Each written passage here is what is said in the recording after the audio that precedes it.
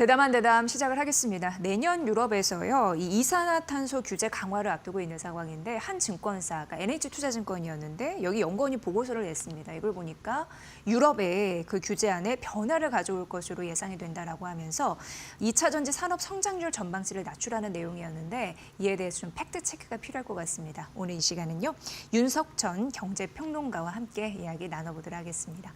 평론가님 어서 오십시오. 네, 안녕하십니까? 네, 이제 새해가 좀 밝았습니다. 좋은 내용들이 좀 많았으면 하는 그런 올 한 해가 시작이 됐는데 네네. 일단 유럽연합이 우리가 생각을 해봐야 될 게 올해에는 그 규제 완화 환경을 위해서 CO2 규제를 좀 강화할 것이다라고 했는데 전혀 다른 얘기의 보고서가 나오니까 네. 투자자분들이 좀 헷갈려하는 내용이더라고요. 그러게요. 어떻게 봤는지요? 그게 뭐 예. 증권사 보고서로도 나오고 예, 예. 또 모 신문에서는 이걸 예. 뭐 어느 정도 또 기사화했더라고요. 그래서 기사 내용을 읽어보니까 유럽연합이 내년 시행할 예정인 CO2 배출량 규제 정책을 대폭 완화할 것으로 알려졌다는 건데 사실 그래서 내가 그 근거를 좀 찾아보려고 많이 예, 애를 썼어요. 예, 예. 근데 그 기사 안에서도 그 근거가 없고 가령 뭐 누가 이런 발언을 했다거나 아니면 EU 집행위원회에서 이런 결정을 내렸다거나 하는 건 내용은 하나도 없어요. 그냥 뭐 그런 내용들입니다. 그런데 그래서 이거에 대한 어떤 팩트 체크가 일단 필요한 상황인데요. 일단 그 유럽 연합의 그 CO2 배출이라든지 네. 아니면은 뭐 대기 환경에 대한 규제는 크게 두 가지로 나눠지죠. 하나는 이제 CO2 배출량을 갖다가 줄이겠다는 건데 그게 이제 내년 올해죠. 올해부터는 21년에 한 15% 정도 CO2를 줄여야 돼요. 그러니까 내연기관을 만드는 차들 같은 경우에는 이걸 갖다 전기차로 전환할 수밖에 그렇죠. 없는 예, 거고. 예. 두 번째 이제 규제는 뭐냐? 2035년에 내연차를 갖다가 완전히 판매 금지하겠다는 내용이었거든요. 조금 더 근데 강한. 근데 이 부분에 대해서 언론들이 이제 많이 얘기를 했죠. 뭐 이탈리아가 여기에 반대를 한다, 뭐 네. 등등등등. 근데 실제로 이거에 대해서 이의를 제기하고 있는 국가들도 있어요. 이탈리아를 비롯한 국가들. 그다음에 정당들도 있고요. 그다음에 자동차 회사들도 이걸 갖다 별로 그렇게 반가워하지는 않죠. 그렇죠. 예. 아무래도 규제가 세지는 거니까. 예. 이게 일단은 어떤 반발은 있는 건 확실합니다. 그렇지만 현재까지 제가 어제 이제 그 홈페이지를 들어봤는데 EU 집행위원들과 위원장은 위 규제 완화에 대해 단 한 번도 동의를 한 적이 없어요. 이게 무슨 얘기냐면 라이엔 위원장은 올 1월에 자동차 회사들을 만나기로 했습니다. 그래서 전략적 대화를 하겠다라고 했어요. 네. 근데 그 전략적 대화의 내용이 뭐냐면은 AI와 자율주행제 같은 데이터 중심의 혁신. 다른 말로 해서 자동차 회사들이 인공지능을 채택하고 자율주행으로 더 나아갈 수 있게끔 네. 이런 걸 갖다가 어떻게 혁신을 이룰 것인가에 대해서 토의를 하겠다. 그다음에 두 번째는 자동차 섹터의 탈탄소화를 갖다가 지원하는 거. 그러니까 무슨 얘기냐면 규제 완화를 하겠다는 게 아니라 니들 탈탄소화해. 그럼 우리가 어떻게 지원을 할게. 이런 내용들을 갖다가 논의하겠다는 얘기죠. 다시 말해서 규제 완화에 방점이 찍히는 전혀 않았다는 얘기입니다. 또 하나가 있죠. 아까 그 앞에서 말씀드렸듯이 이탈리아 등 일부 국가가 주장하는 2035년 내연기관차 판매 금지에 관한 공식 미팅. 이게 원래 26년에 잡혀 있는 겁니다. 네. 근데 이걸 갖다가 일부에서는 25년으로 땡겨서 올해 땡겨서 이걸 하겠다라고 하는데 아직까지 집행위에서는 26년에 그냥 하면 되지 이걸 왜 25년 땡기냐는 식으로 전대 반대를 하고 있는 상황이에요. 사실 이제 결론적으로 이런 얘기는 할 수 있겠죠. 뭐 유럽의 완성차 업체들이 사실은 어려운 상황이다 보니까 일부 그 규제안이 수정이 될 수는 있습니다만 한국 언론이 주장하는 것처럼 대폭적인 규제 완화는 어려울 것이라고 봐야 됩니다. 왜 그러냐? 이 자동차에 대한 CO2 배출량을 갖다가 줄인다는 걸 갖다가 만약에 집행위원회에서 이걸 갖다가 결정을 했다고 합시다. 그러면은 그 탄소 감축 목표 자체를 갖다가 다 줄여야 될 거 아니에요. 기존 주장을 번복하게 되는 거죠. 네, 그다음에 그렇다고 하면 다른 에너지 분야는 가만히 있을 거냐? 농업 분야는 또 가만히 있을 거냐는 얘기죠. 왜 자동차 회사들한테만 그 CO2 배출량 그 규제 완화를 해줘. 우리도 해줘 이라고 이게 득달같이 달려들 것이 뻔한 거고. 그렇게 되면은 EU는 지난 20년간 탈탄소 구조로의 어떤 전환에 엄청난 돈을 쏟아부었는데 그 투자가 훼손되는 결과가 나타날 수밖에 없다는 거죠. 그러니까 결론적으로 말씀드리면 현재 EU 집행위원회라든지 아니면 위원장의 입장은 이런 어떤 규제에 대한 어떤 완화에 대한 그런 어떤 스탠스를 갖다가 전혀 취하고 있지는 않다. 이렇게 말씀드릴 수가 있을 것 같아요. 네.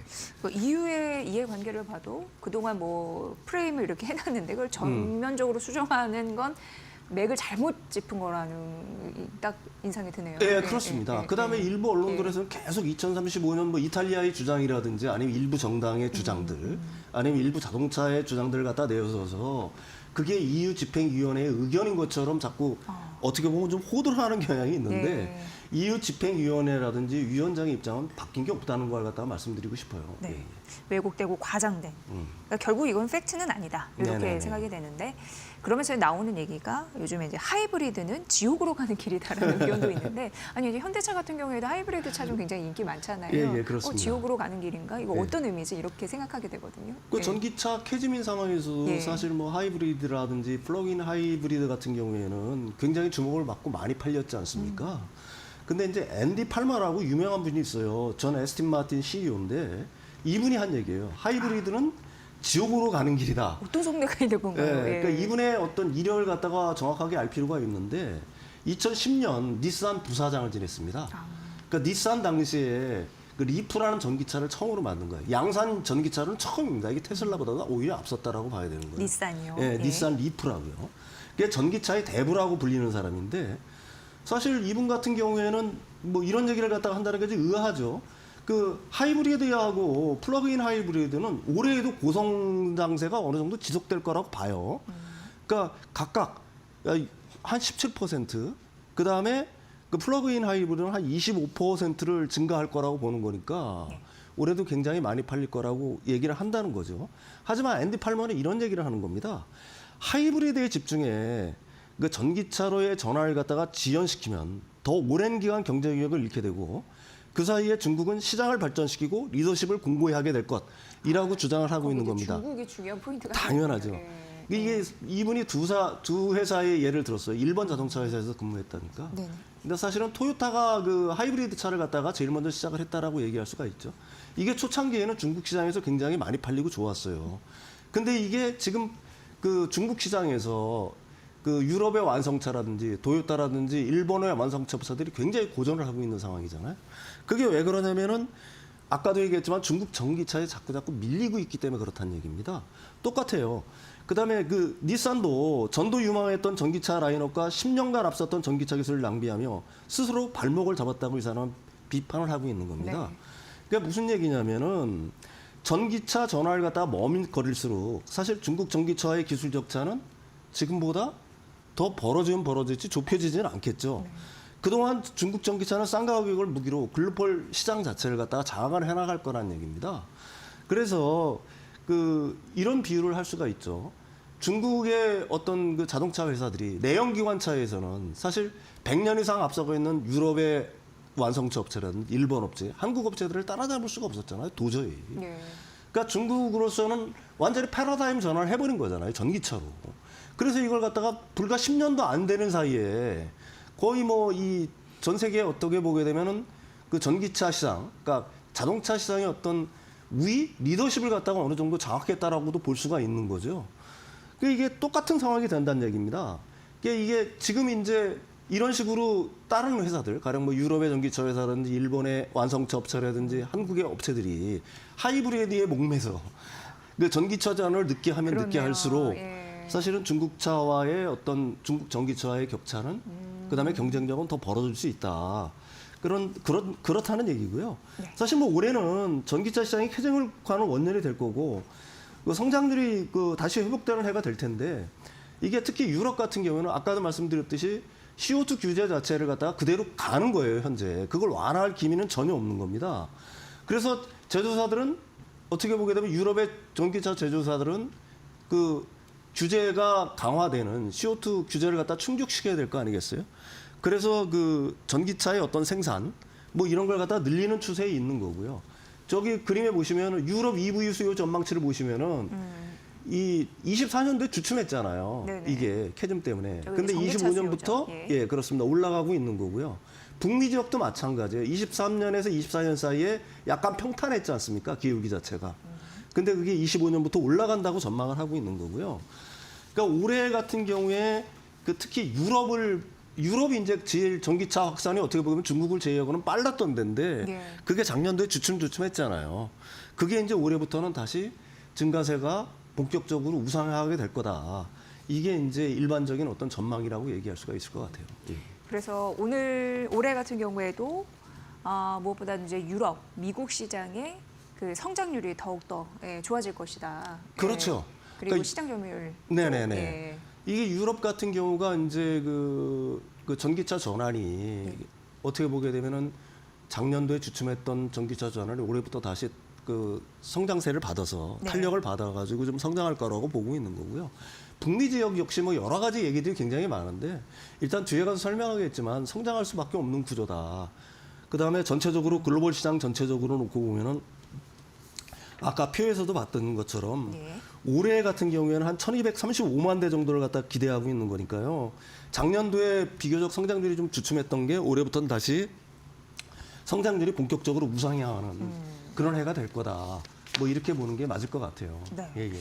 그래서 이제 본질을 제대로 봐야 될 것 같습니다. 네네네. 전기차 캐즘을 돌파하기 위해서는 이게 어떻게 보면은 또 듣고 보니까 상식적인 얘기예요. 네네네. 다른데 한눈 팔지 말고 네. 전기차를 공략해야지. 이거 잠시 물론 뭐 하이브리드가 나쁘다는 것이 아니라 거기에 집중하다가 중국은 계속 시장 점유율을 먹을 거고 그걸 어떻게 뒤따라가겠느냐. 이렇게도 생각해 보니까 또 일리 있는 얘기이긴 합니다. 네. 아무튼 이제 정면 돌파, 전기차 캐즘을 뚫을 그런 이제 묘수를 잘 찾아야 되는데 역시 전공법인가 그런 생각이 들고. 근데 뭐니 해도 평론가님 사실 잘 만들면 네. 잘 만들면 문제가 없어 보입니다. 네네네. 예, 잘 만드는 게 중요한데 어떻게 보세요? 그렇습니다. 예. 이게 기아 EV3가 대표적인 예예요. 예. 우리나라에서는 그 출시되고 나서는 굉장히 인기였다가 어쨌든 뭐 쭉 꾸준하게 그 어떤 수요량은 유지를 하고 있는데 그건 뭐 여러 가지 이유들이 있겠죠. 국내 시장에서 전기차가 뭐 그렇게 완성차라고 해야 되죠. 사실 전기차라기보다는 자동차 자체가 사실은 네. 여러 가지 사정 때문에 그 수요가 좀처럼 늘어나지 않는 상황에 있는데 기아 EV3가 저 그림에서 보시는 것처럼 저 녹색 그림이 유럽으로 수출되는 물량이에요. 어우, 이 8월에서 네. 11월 달까지 거의 2만 5천 대가 수출이 됐습니다. 네. 그러니까 국내 판매의 거의 2배 이상 유럽으로 수출되고 있는 거야.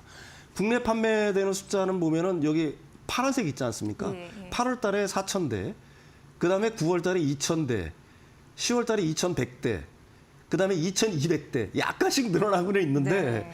좀 그렇게 뭐 팍팍 늘어나고 있지는 않죠. 수출이 잘하네요. 근데 유럽 수출은 8월 달에 1,420대, 9월 달에 지금 6,158대, 10월 달에 한 8,000대, 그 다음에 11월 달에 9,000대가 판매되고 있는 겁니다. 그러니까 유럽에 이게 1년 동안에 그 기아 측에서 목표로 잡고 있는 건 한 6만 대 정도예요. 근데 이 상태로 계속해서 수출이 된다라고 하게 되면은 6만 대를 굉장히 어떻게 보게 되면은 초과 달성할 수 있다. 목표를 초과 달성할 수 있다라고 보는 거고. 그럼 왜 이렇게 유럽에서 이게 좋냐?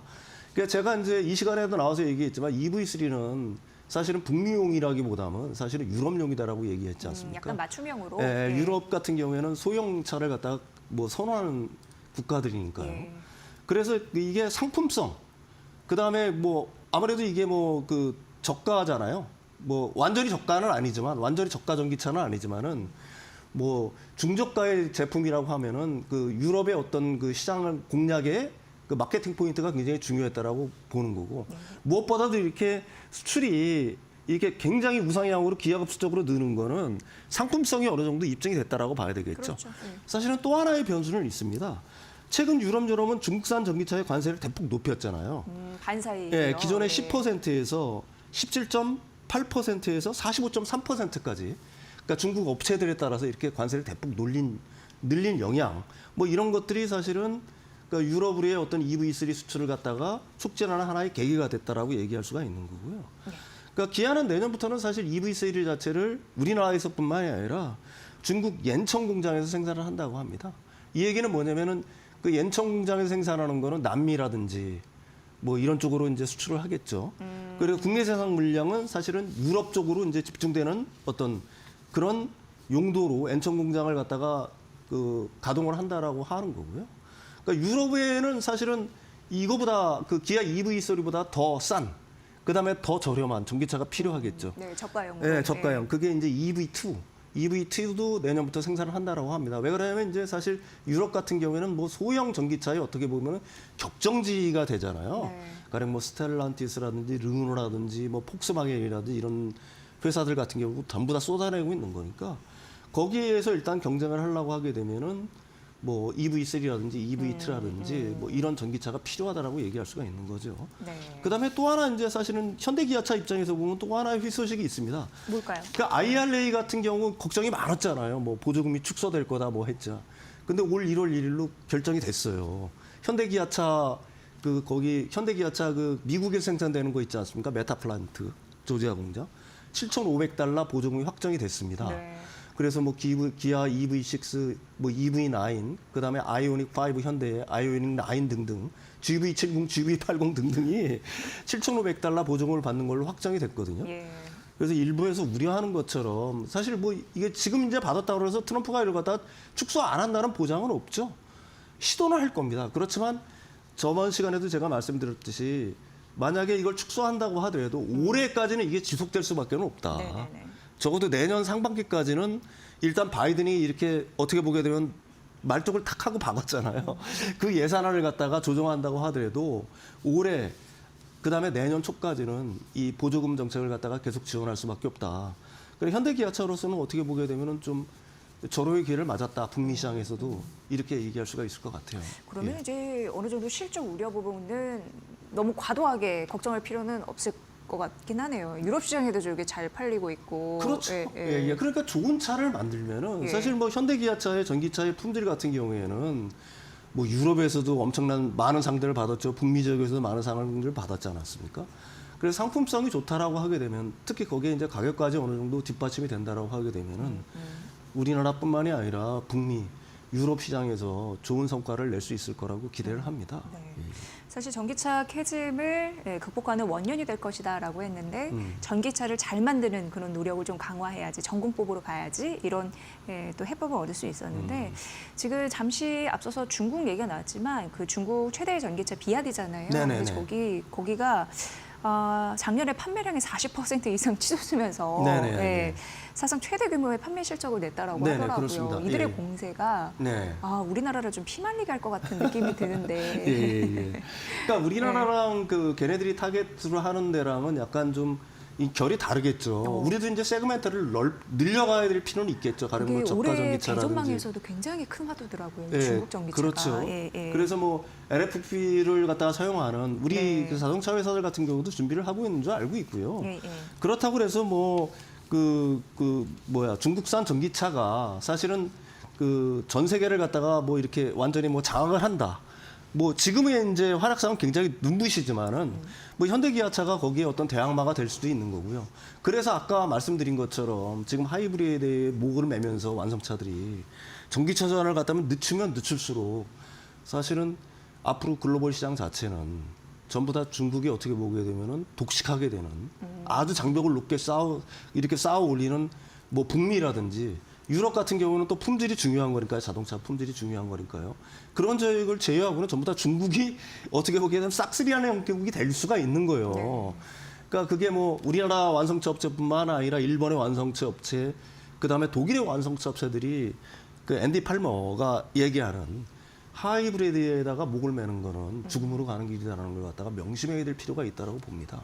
네. 전환이 뭐 1년이 늦으면 늦을수록 아니면 늦으면 늦을수록 사실은 중국차한테 점점 밀리면서 그게 뭐 고사될 수 있는 확률이 굉장히 높다라고 보는 거고요.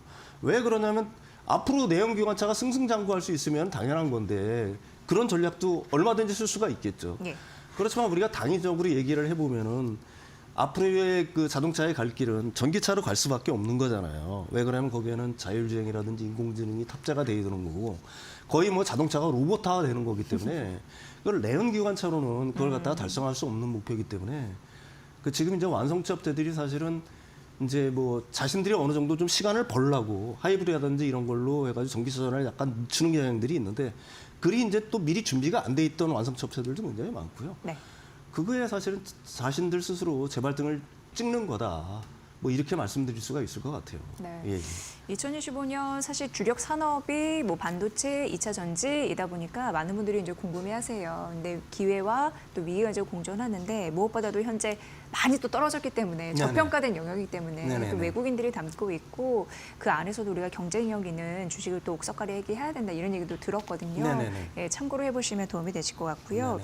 어쨌든 올해는 윤 평론가님이 말씀해 주신 대로 전기차 캐즘을 완전히 깨울 수 있는 그런 경쟁력을 강화하는 원년이 되길 꼭 좀 바라봅니다. 그래서 예, 예. 주춤주춤했던 뭐 수출도 잘 된다고 하니까 네네네네. 예, K 그 국가 경쟁력을 2차 전지 전기차 산업에서 좀 끌어올리길 바라겠습니다. 예, 예. 예, 아무튼 팩트 체크는 꼭 하셔야 돼요. 이 기사를 보고 그럼요. 또 두려움에 휩싸여서 오늘도 또 네네네. 떨어지는 흐름들이 있는데 이제 잘 보고 투자를 해야 된다. 그리고 떨어질 때가 기회다라는 부분도 전략 삼아 잘 참고해 보시면 될 것 같습니다. 자, 오늘 대담한 대담 우리 주력 산업 2차 전지 관련 산업 말씀드렸고요. 윤석전 경제평론가의 분석으로 들으셨습니다. 잘 들었습니다.